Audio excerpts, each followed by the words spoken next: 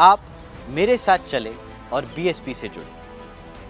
इस मुहिम में मेरे साथ जुड़ने के लिए आपको स्क्रीन पे दिए गए नंबर पर सिर्फ एक मिस कॉल छोड़नी है और फिर मैं खुद आपको संपर्क करूंगा। 9911278181। ये सिर्फ एक मोबाइल नंबर नहीं बल्कि बदल रही बीएसपी की नई पहचान है। बदल रही है बहन जी की बीएसपी और बदल रही है यूपी की सियासी तस्वीर। आदरणीय बहन जी का निर्देश है कि बीएसपी में 50% भागीदारी युवाओं की होनी चाहिए।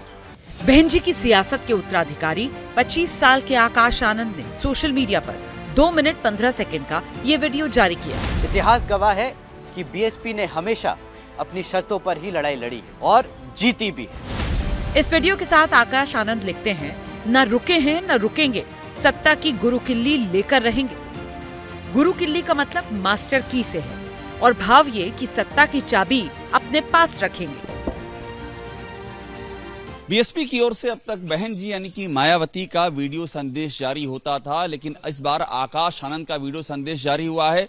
क्योंकि आकाश आनंद उनके उत्तराधिकारी हैं, इसलिए आकाश आनंद ने नए तरीकों से पार्टी में नए बदलाव की प्रक्रिया शुरू कर दी है और बीएसपी नए तौर तरीकों के साथ, नए बदलाव के साथ चुनावी मैदान में कमर कस के तैयार हो रही है।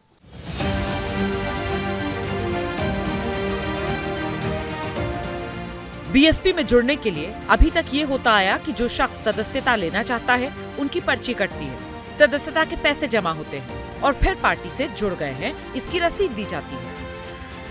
लेकिन आकाश आनंद ने लोकसभा चुनाव से पहले बीएसपी की परंपरा को बदल दिया। ये तो हुई संगठन के विस्तार के लिए बदलाव की बात। अब नया हाथी चुनाव में जाने के लिए नया साथी भी खोज रहा है। सबसे पहले आकाश आनंद का ये बयान देखिए जिसमें बिना नाम लिए कांग्रेस और बीजेपी पर निशाना साध रहे हैं। साथियों, जैसा कि आप जानते हैं, समाज के हित में और बाबा साहब के बनाए संविधान की रक्षा के लिए देश के लोकतंत्र को हम किसी भी कीमत पर 2 दलों की जागीर नहीं बनने दें।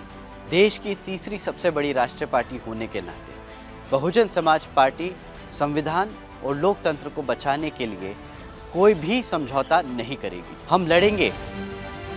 आकाश आनंद के इस बयान का मतलब साफ है, लोकसभा चुनाव में पार्टी ना तो एनडीए का हिस्सा बनने जा रही है और ना ही इंडिया गठबंधन का। सवाल ये, क्या बहन जी तीसरे मोर्चे की सूत्रधार बनेंगी? एबीपी न्यूज को जो जानकारी मिली उसके मुताबिक बीएसपी और ओवैसी की पार्टी का गठबंधन हो सकता है। ओवैसी की पार्टी मायावती को पीएम उम्मीदवार बताने लगी है।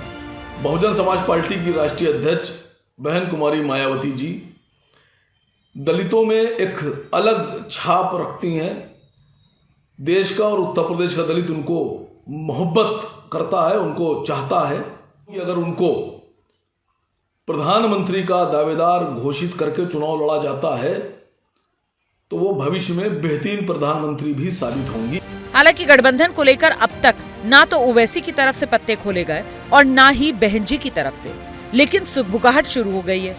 यूपी में अगर बीएसपी और एआईएमआईएम का गठबंधन होता है तो फिर मुस्लिम बहुल सीटों पर गेम बदल सकता है।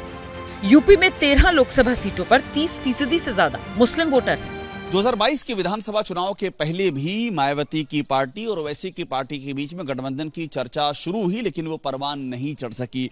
फिलहाल मुस्लिम वोट बैंक में समाजवादी पार्टी की अच्छी खासी पकड़ मांगी जाती है, लेकिन अगर जय भीम और जय मीम का नारा बुलंद हुआ तो मायावती की पार्टी एक बार फिर से वापसी कर सकती है।